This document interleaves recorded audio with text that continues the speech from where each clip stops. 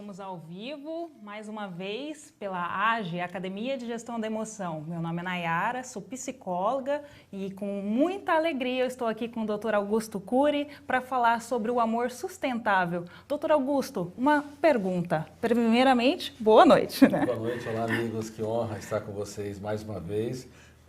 E falando para todo o Brasil e também para os nossos alunos da Academia de Gestão da Emoção. É uma honra estar aqui com você. Muito obrigado, Nayara. Uma dúvida, enquanto todo mundo fala sobre amor, por que você defende o amor sustentável? Qual que é a diferença entre o amor e o amor sustentável? Essa é uma pergunta muito interessante. Não basta amar. Uma pessoa que ama, ela pode se decepcionar nos focos de tensão. Alguém que não corresponde às suas expectativas, ou então, no momento de estresse, pode frustrá-la, às vezes, em alguns momentos, pode elevar o tom de voz, criticá-la, pode até, em certos momentos, dizer palavras inapropriadas.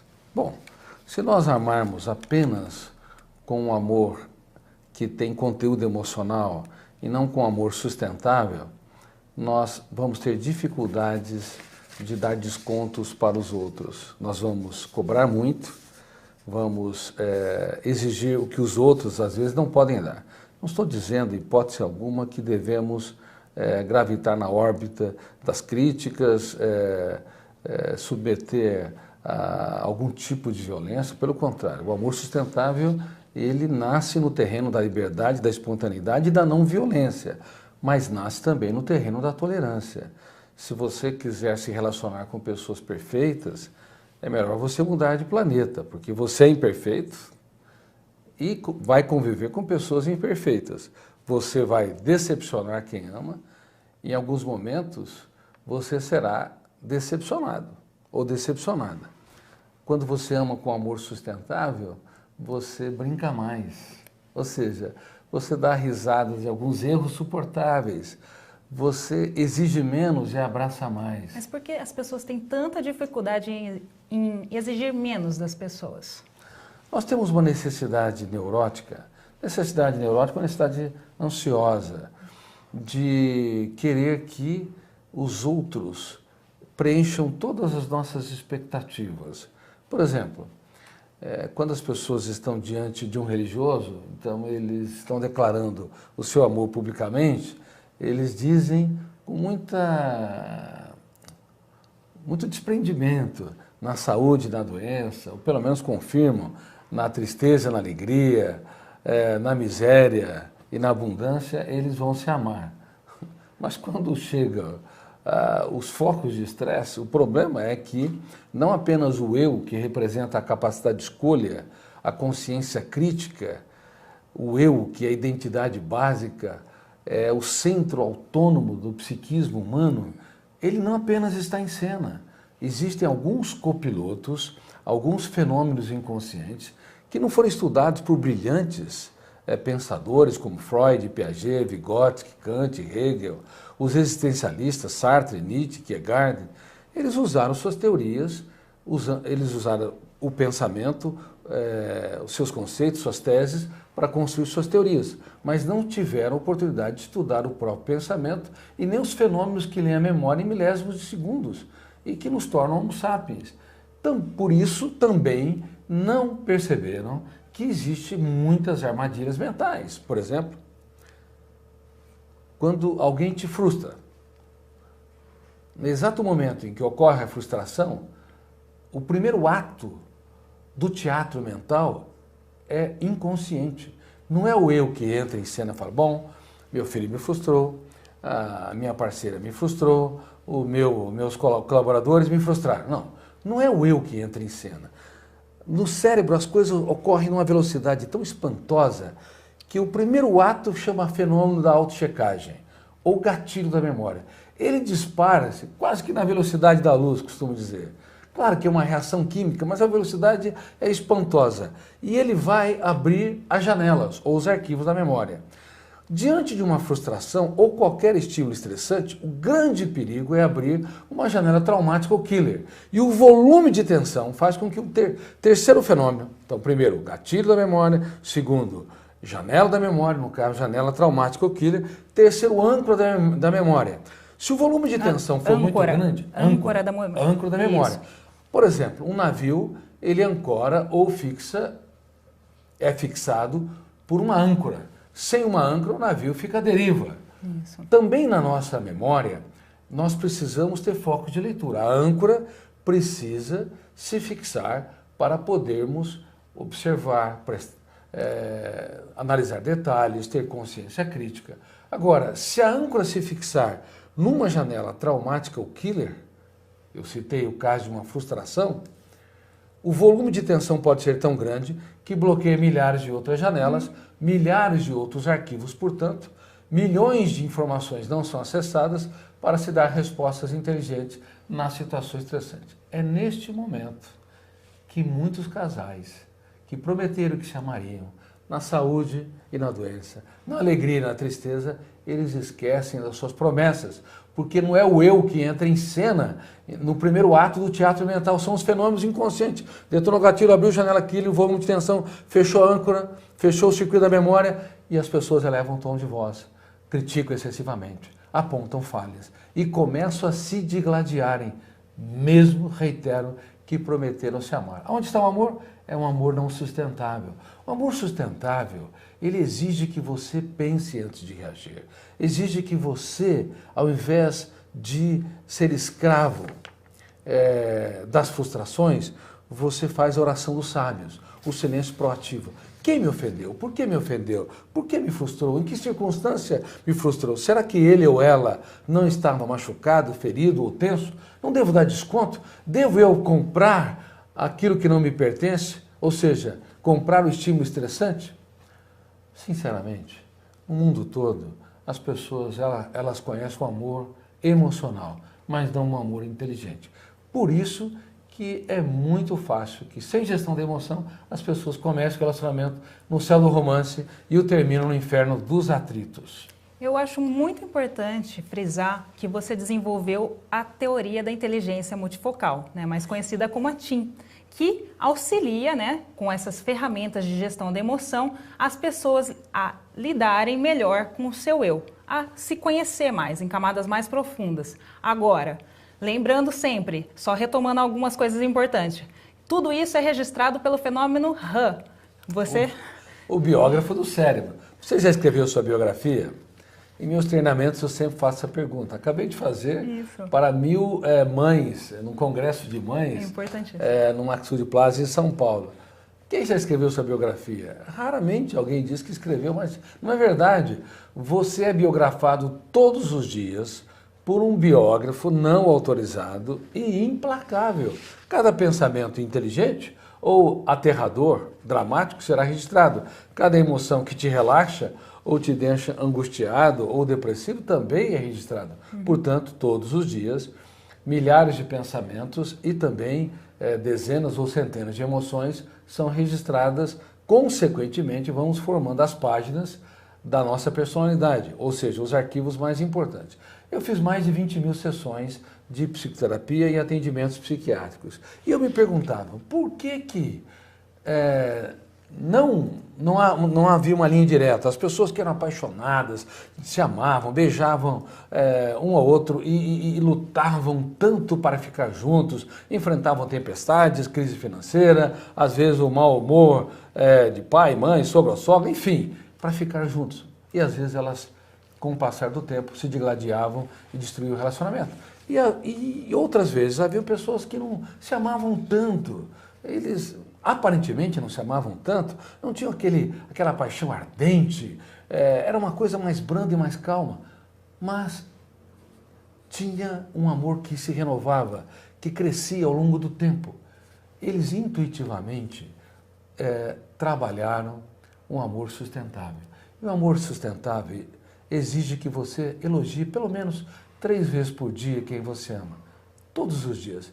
Ah, mas eu casei com um homem muito complicado. minha filha, se você escolher um homem muito complicado para viver, você não deve ser tão fácil. Ele vai ficar mais difícil se você, todos os dias, criticá-lo. Então, mude a política, use gestão da emoção. Ao invés de apontar falhas, comece a observar características, ainda que diminutas, dignas de aplausos. Aplaude. Aplauda o seu parceiro, aplauda a sua parceira, aplauda os seus filhos. Eles são suas celebridades. Ah, mas eles são muito ansiosos. Mas eles vão fazer de vez em quando 10, 15 segundos de silêncio e ter atitudes altruístas. Neste momento, por favor, diga: obrigado por você existir, você é incrível, tenho orgulho de ser seu pai ou sua mãe. Isso faz toda a diferença para o desenvolvimento de um amor sustentável. E esse é meu grito de alerta no mundo todo, onde eu sou publicado em mais de 70 países. Não basta amar, é necessário amar com inteligência e é necessário entender as armadilhas da mente. Como eu sempre digo. Eu acho que uma armadilha muito importante para você explicar também é a psicoadaptação. Por quê? As pessoas se psicoadaptam a só criticar e esquecem de elogiar. Como sair do cárcere da psicoadaptação?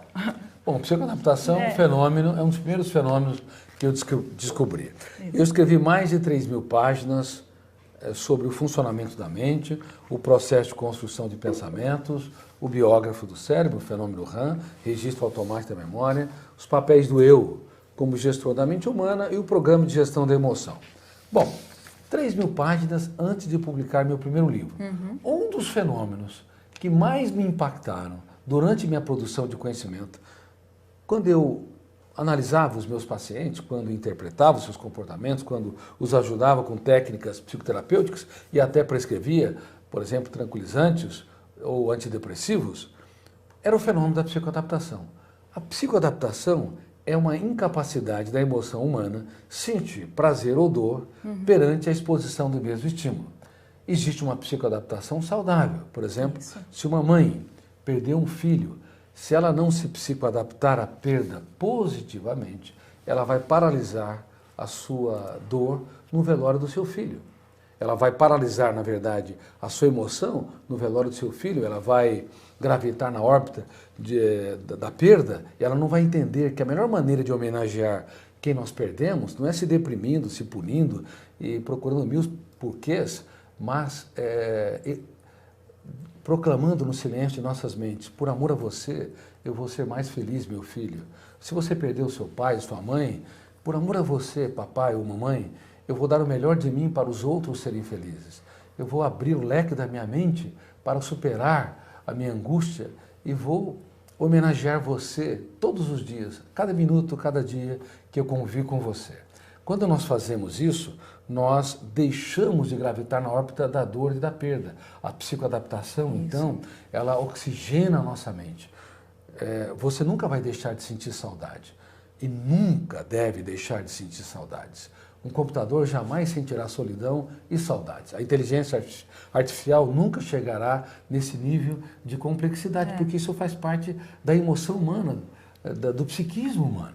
Bom, agora existe uma psicoadaptação doentia, que é aquela em que nós psicoadaptamos as pessoas. Por exemplo, nossos filhos, quando eles não falam, nós queremos falar com eles. Falamos muito. Mas com o passar do tempo, quando eles aprendem a falar, milhões de pais se calam, nós nos calamos.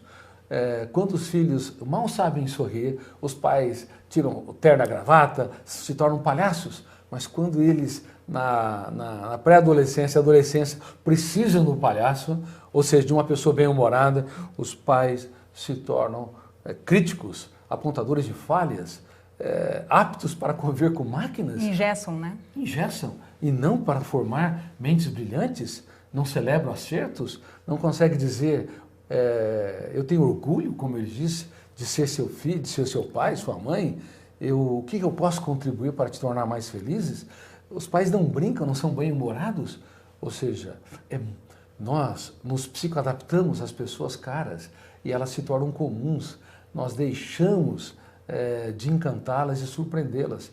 A mesma coisa ocorre com os casais. No começo do relacionamento, tudo é festa. Tudo é há uma maravilhoso. suportabilidade. Eu estou ansiosa para ver meu namorado, eu fico feliz, todo dia eu penso em algo novo para fazer por ele, para ele. Exatamente, né? até quando moram juntos. Nossa. No começo é uma festa. É maravilhoso. A comida está um pouco Ô, meu salgada. amor, tá tudo bem se a comida tá salgada, não tem importância. Mas com o passar do tempo, O que acontece? se adapta. É um fenômeno inconsciente. As Exato. pessoas perdem o encanto e elas começam a perder a leveza e a suavidade.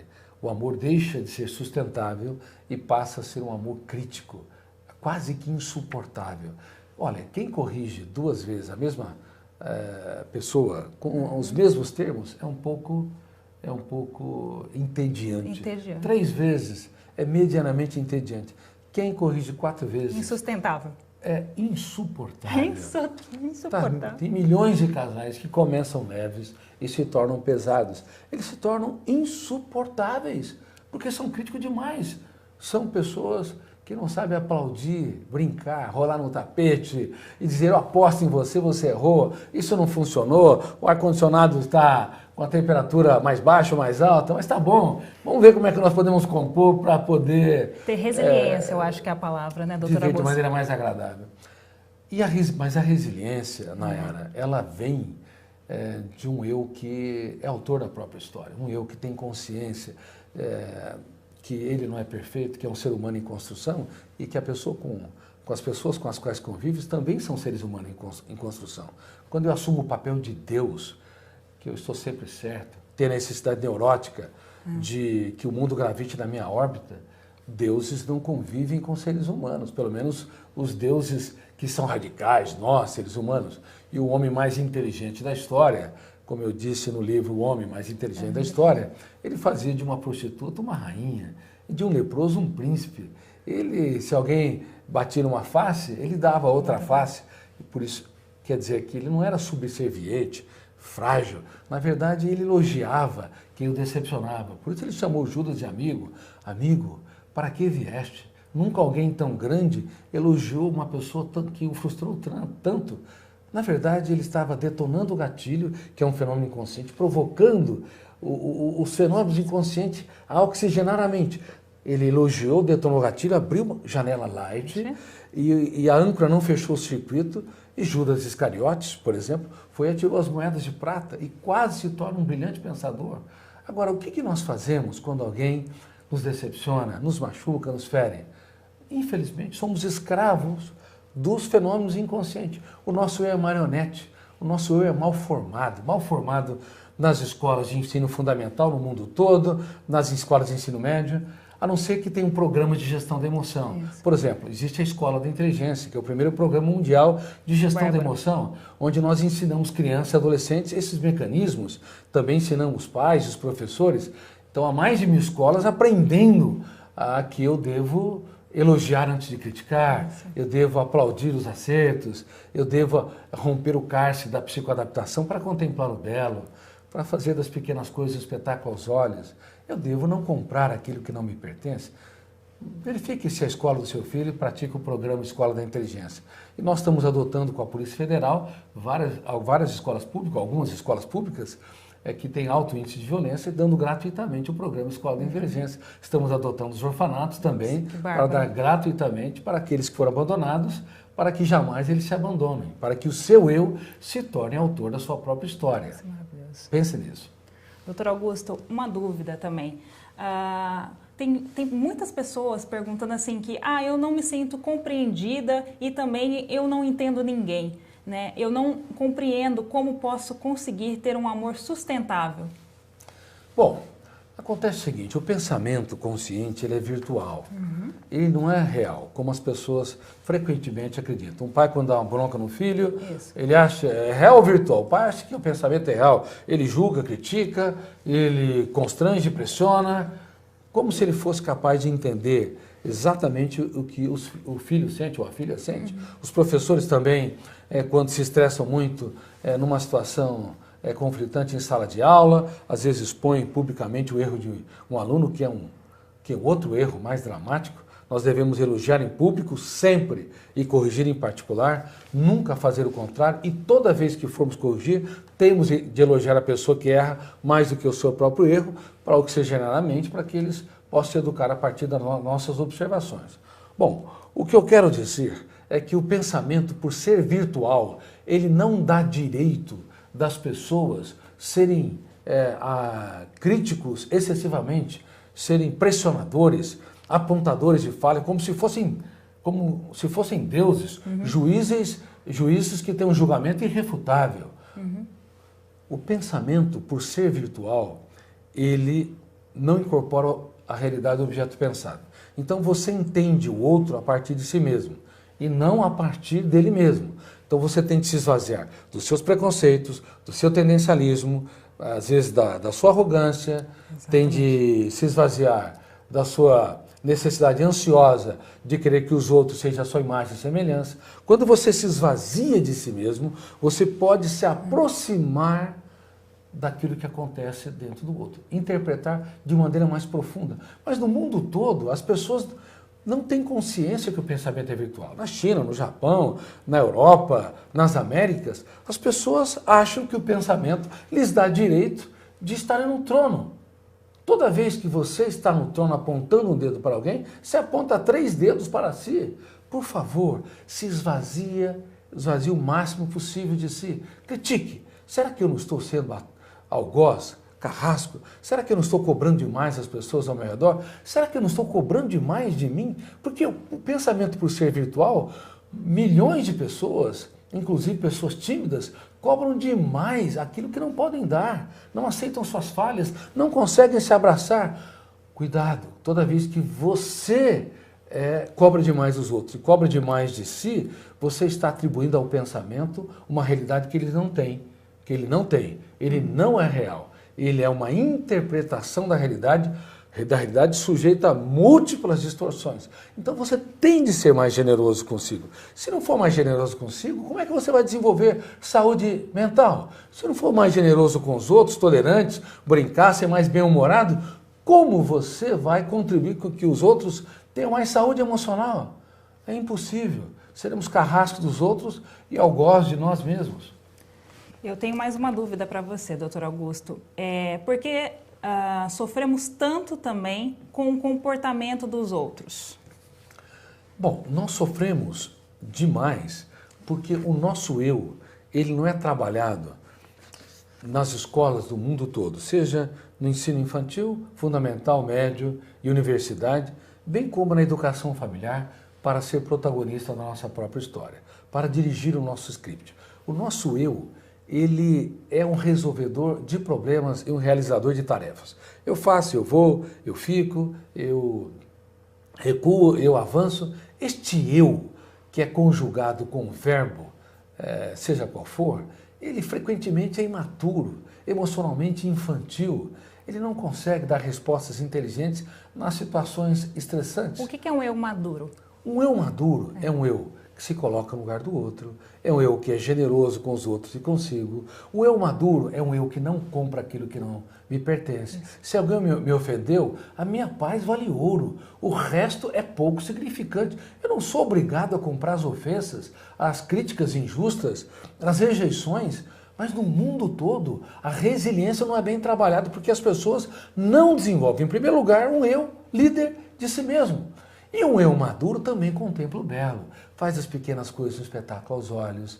Ele, metaforicamente, ele abraça as árvores, conversa com as flores, ou seja, ele dá atenção para a natureza, ele pergunta para os filhos, aonde eu errei e não soube, para parceiro ou para parceira, quais são os seus sonhos e os seus pesadelos, o que eu posso fazer para te tornar uma pessoa mais relaxada e mais realizada. Um eu mais maduro, ele é um poeta da vida. Ele pode não escrever poesias, mas vive a vida como uma verdadeira poesia. Maravilhoso.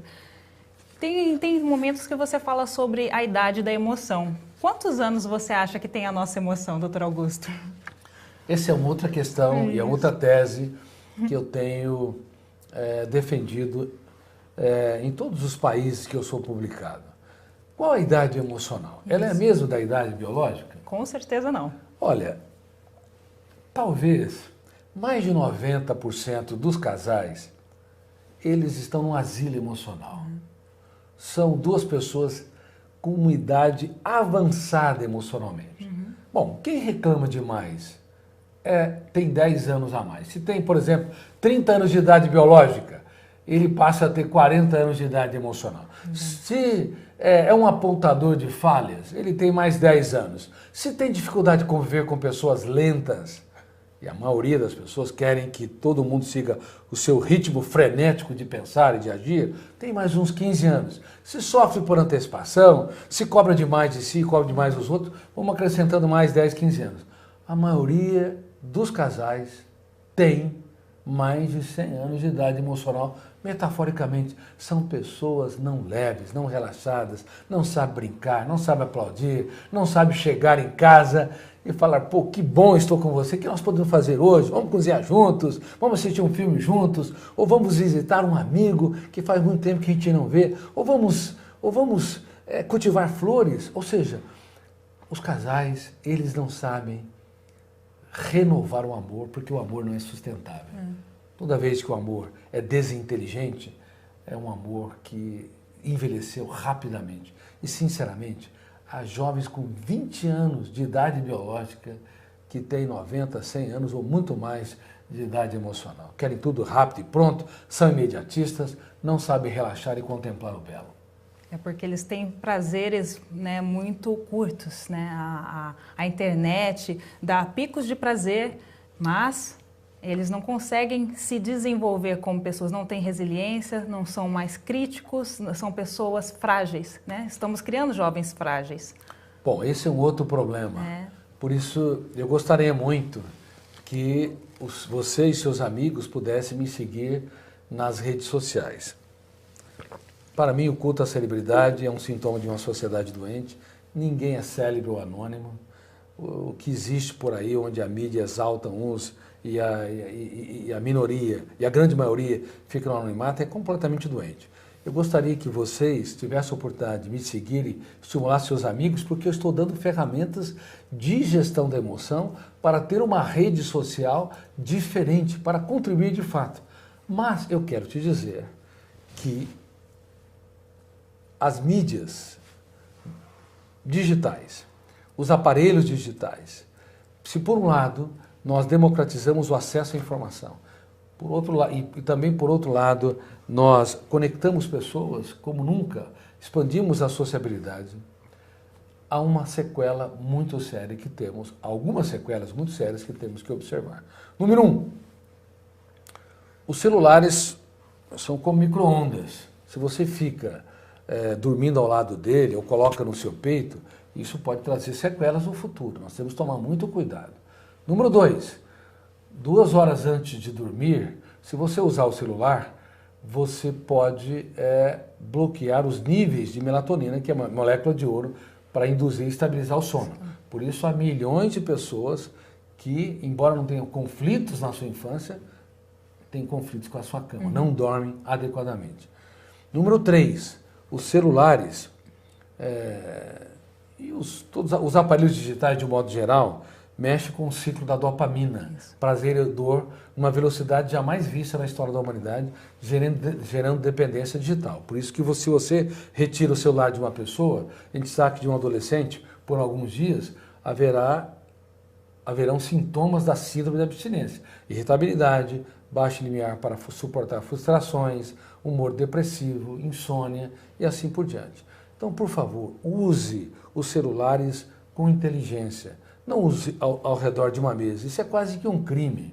Hoje as pessoas não conversam mais numa mesa. Eu vejo as pessoas todas assim, em volta de uma mesa, os pratos chegando, eles nem agradecem ao garçom, nem conversam entre eles. Eles são capazes de estar numa mesma mesa, conversando pelo WhatsApp, claro, e não estão conversando com as pessoas, não olham mais nos olhos, não perguntam mais nada. Estão em outro mundo, estão numa bolha, mesmo estão juntos. Há pais que mandam mensagem para os seus filhos, porque isso é muito mais prático trabalho de ir até o quarto. De elogiar, de criticar, de aplaudir os filhos. Os pais têm dificuldade de criar uma imagem intrapsíquica solene, por isso vive em guerra as famílias. Então é mais fácil enviar mensagens. Mas cuidado, hoje nós estamos convictos que a intoxicação digital tem entristecido a humanidade.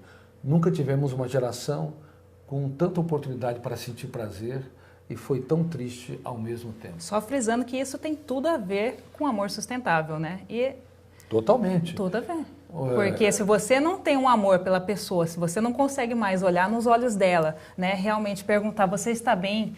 O que eu posso fazer por você? Como você consegue trazer proximidade com as pessoas que você mais ama?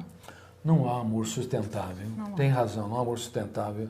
Se o casal, quando chega, eles ficam uma parte significativa no celular. Exato. Você está trocando quem você ama por um pequeno aparelho.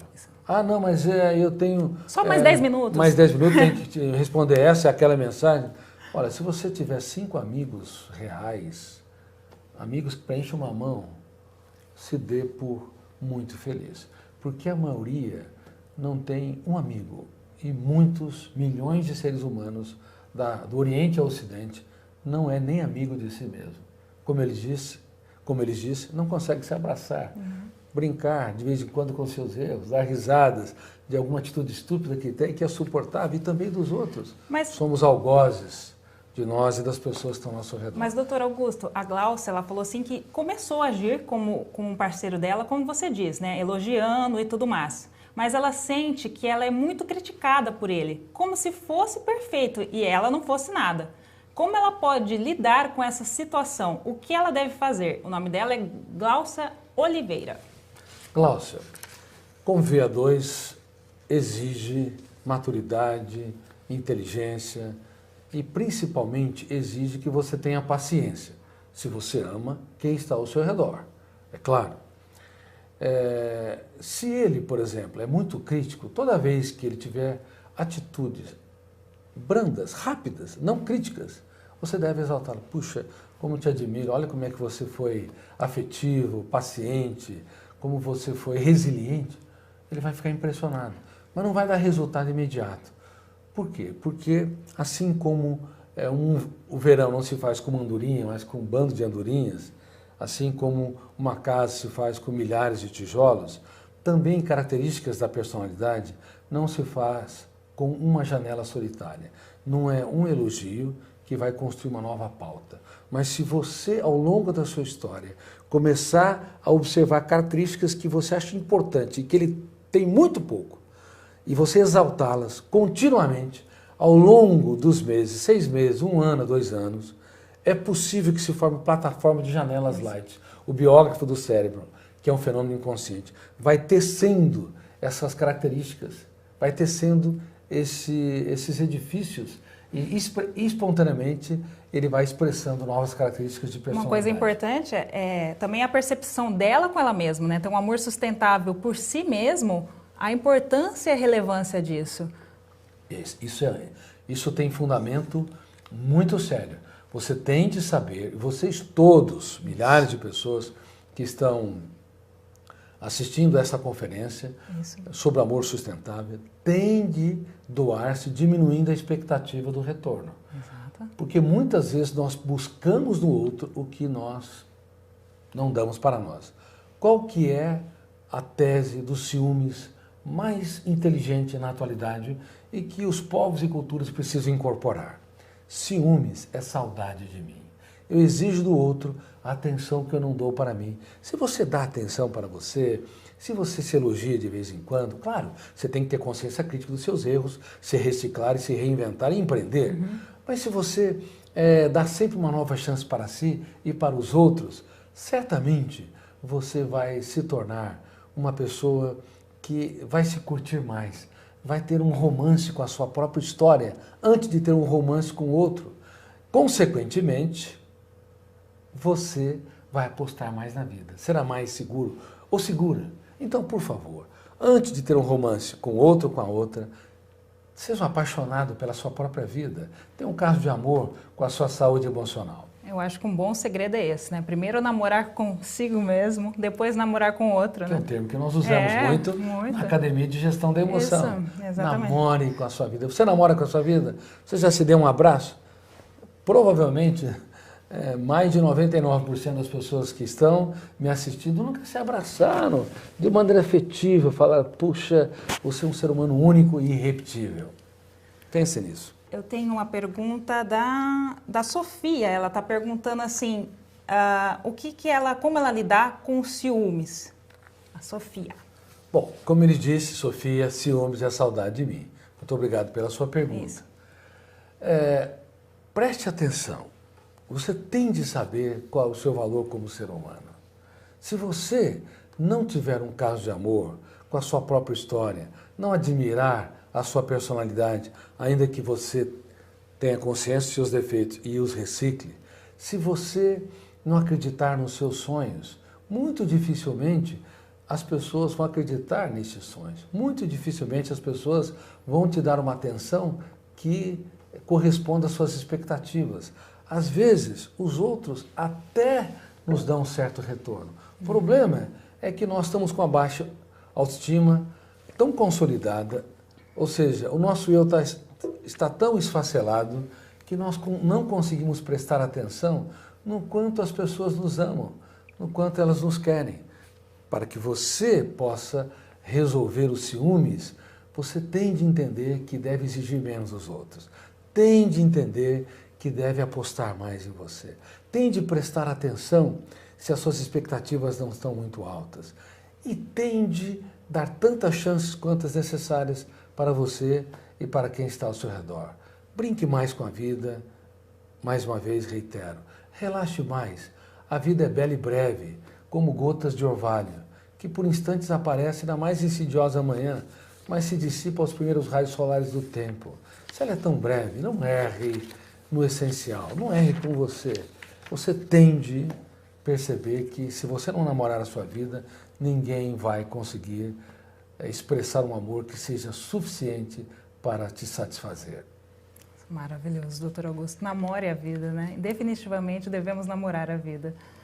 E a próxima pergunta é da Tita Romero. Eu gostaria de perguntar, né, as pessoas me ferem muito forte. Você acha que eu tenho que seguir junto a essa pessoa ou só perdoar ou fugir dessa pessoa? Tita Romero. Tita, obrigado pela sua pergunta. Tita Romero, uma pessoa hipersensível, ela tem uma função exagerada, ou seja, a emoção dela, ela sofre um impacto muito grande dos estímulos estressantes. Então, a sensibilidade é uma função bela, mas está hiperexagerada. Uma pessoa sensível, quando alguém a ofende, fere, mas ela se recicla. Uma pessoa hipersensível estraga o dia, a semana ou o mês. Uma pessoa sensível se preocupa com a dor do outro. Uma pessoa hipersensível vive a dor do outro. Uma pessoa sensível, ela pensa no amanhã para dar respostas inteligentes. Mas uma pessoa hipersensível sofre pelo futuro. Então, por favor, cuidado para você não estar desenvolvendo essa hipersensibilidade. Se as pessoas te ferem muito, o problema é que você não está tendo gestão da emoção. Você não está protegendo a sua psique. Todos os dias, critique cada ideia perturbadora. Duvide que você não consiga ser livre, leve, protagonista da sua história. Critique o seu eu hipersensível e determine estrategicamente ser mais tranquila, serena. Determine lá dentro não ser escravo do que os outros pensam e falam de si, não gravitar na órbita dos estímulos estressantes. Uma emoção doente, ela ama um eu frágil que não determina, que não duvida de tudo aquilo que controla, que não tem consciência crítica. Mas uma emoção saudável ama pessoas que usam a arte da dúvida para descaracterizar falsas crenças, crenças limitantes e tudo aquilo que o controla. Uma emoção saudável ama quem tem consciência crítica e consegue se abraçar, apostar em si, no outro. E uma pessoa que tem uma emoção saudável ama também alguém que é determinada, que não é frágil, que não se curva diante da dor. Eu estou sofrendo, mas eu não me curvo diante da dor. Eu vou escrever os capítulos mais importantes da minha história, mesmo quando o mundo desaba sobre mim, como eu digo nos livros O Futuro da Humanidade, nos livros O Homem Mais Inteligente da História, O Vendedor de Sonhos e até no livro Armadilhas da Mente. Bom, então, por favor, não reaja pelo fenômeno bateu, levou. Tem pessoas que me dizem, Dr. Cury, eu não levo desaforo para casa. Eu lhe digo, claro, você está desequilibrado, você é uma pessoa que não suporta a mínima contrariedade, teu eu é um péssimo consumidor emocional, compra aquilo que não lhe pertence, críticas, ofensas, rejeições, exclusões, tua paz vale ouro. Posso fazer uma pausa importante, porque isso cabe muito com o que o Carlos Eduardo falou. Ele perguntou assim, como controlar os nossos impulsos? Muitas vezes explodimos e depois nos arrependemos de nossas atitudes com o outro.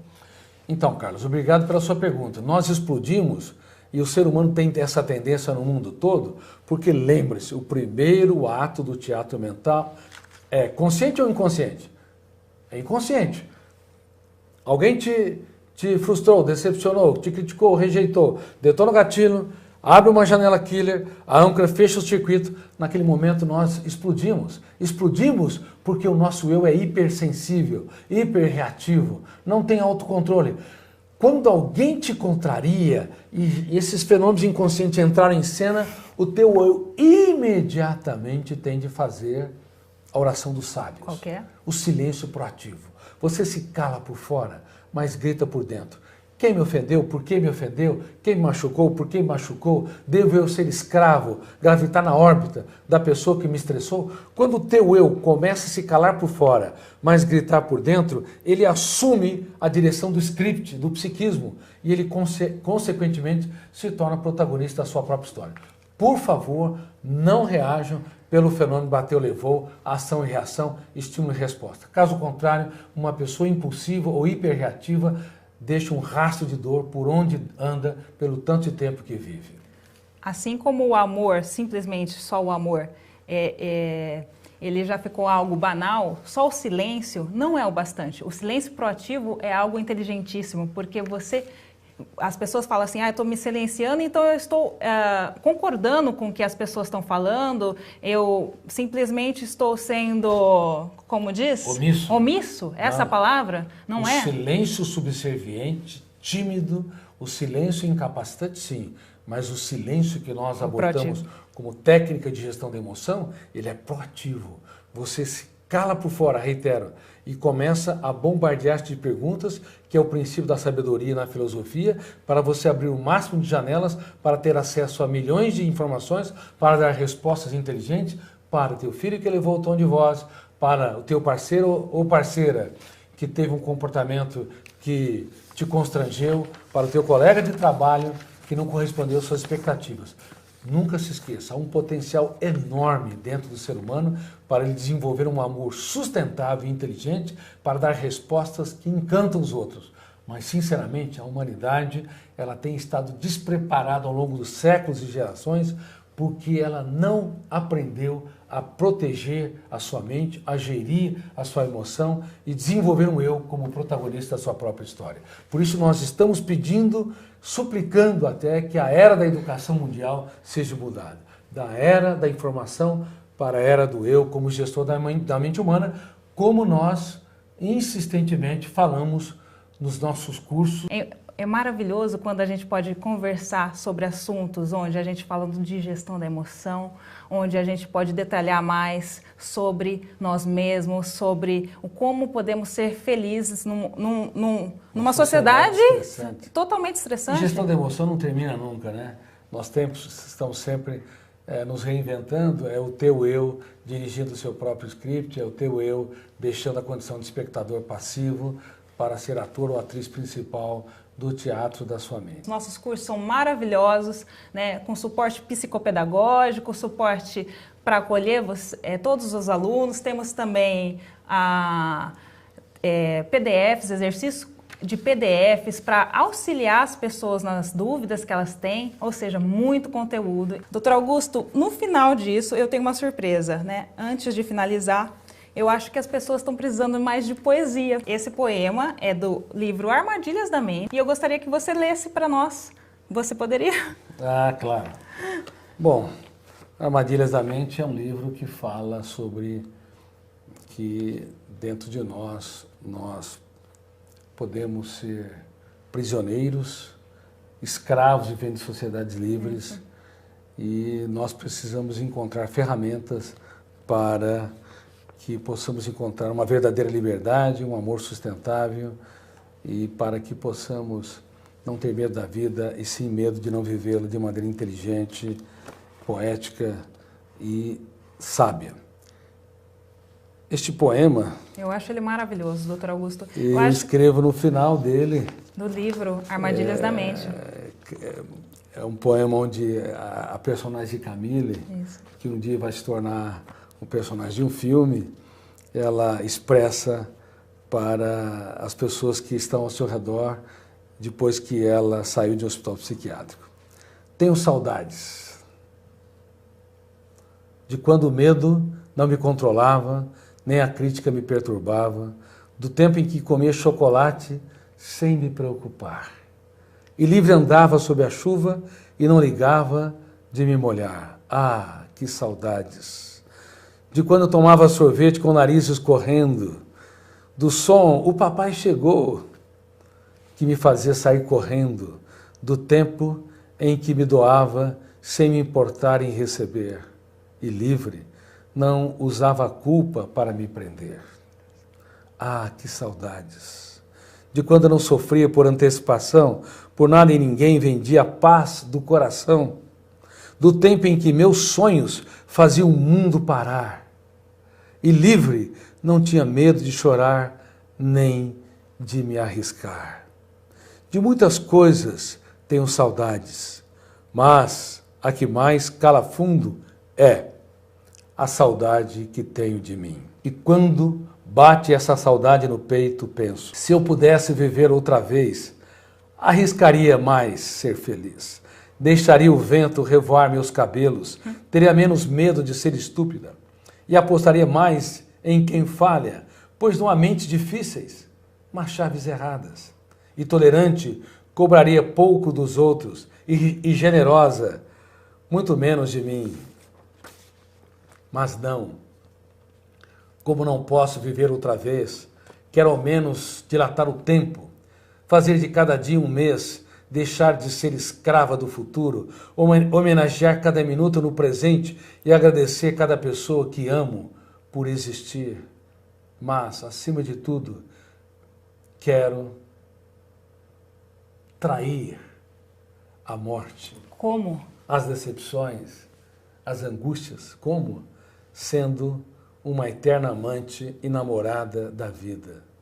Camila teve um diagnóstico dramático de uma doença mental, foi excluída, ferida, inclusive foi internada no hospital psiquiátrico pelo seu amado, pelo seu marido, e ela perdeu o encanto pela vida, mas Marco Polo, que é o psiquiatra protagonista desse livro, ajuda a entender que antes de namorar alguém, ela deveria aprender a namorar a vida.